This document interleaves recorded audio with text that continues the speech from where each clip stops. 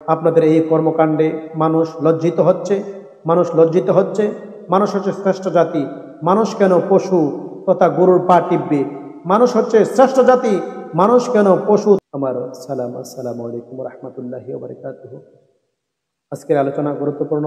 তা হচ্ছে আমরা হচ্ছি মানব জাতি, আশরাফুল মাখলুকাত। আমার আল্লাহ পাক রাব্বুল আলামিন আপনাকে আমাকে শ্রেষ্ঠ জাতি হিসেবে পাঠিয়েছেন। পৃথিবীতে প্রায় 10,000 ধর্ম রয়েছে।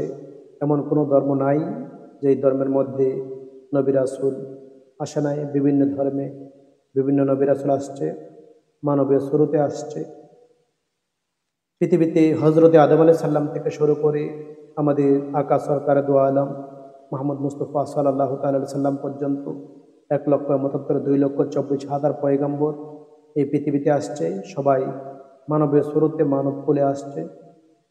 এমন কোনো মহামানব পশুদের শুরুতে দুনিয়াতে আসে নাই।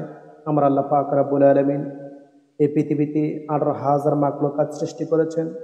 6,000কে আমার আল্লাহ পাক রাব্বুল আলামিন পানিতে রেখেছেন, 6,000কে শূন্যে রেখেছেন, বাকি 6,000কে স্থলে তথা জমিনে রেখেছেন।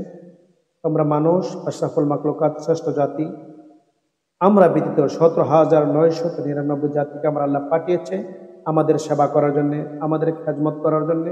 আর আমাদেরকে আমার আল্লাহ পাক রাব্বুল আলামিন পাঠিয়েছেন। আমার আল্লাহ বলেন, খালাকুল জিন্না ওয়াল ইনসান ইল্লা লিয়াবুদুন। আমি মানুষ এবং জিনকে সৃষ্টি করেছি একমাত্র আমার ইবাদত বন্দি করার জন্য। তো আল্লাহ বলেন, আমি মানুষ পাঠিয়েছি আমার ইবাদত বন্দি করবে, আমাকে সেবা করবে, আমাকে ভক্তি দিবে, আমাকে সাজদা দিবে।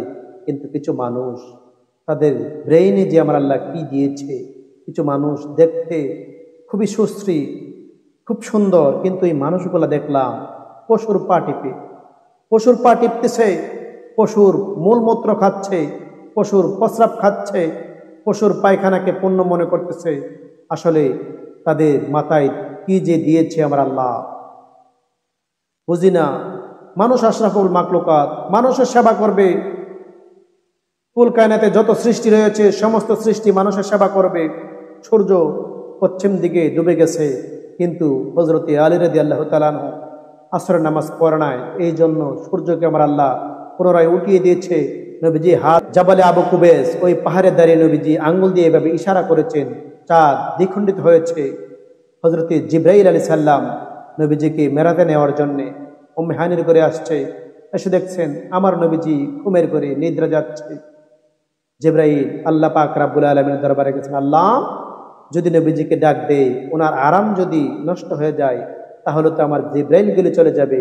আল্লাহ আমি কি করব? আমার আল্লাহ পাক রাব্বুল আলামিন বলেছেন, জিবরাইল তুমি তোমার জিহ্বা দিয়ে আমার আকা সরকারে দু আলম নবী রাহমাতুল লিল আলামিনের পা মুবারকের পায়ের তলার মধ্যে তুমি চাটতে থাকো।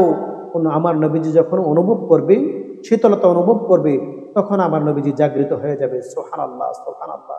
এখানে একটি কথা স্পষ্ট হয়ে গেল যে মানুষ শ্রেষ্ঠ।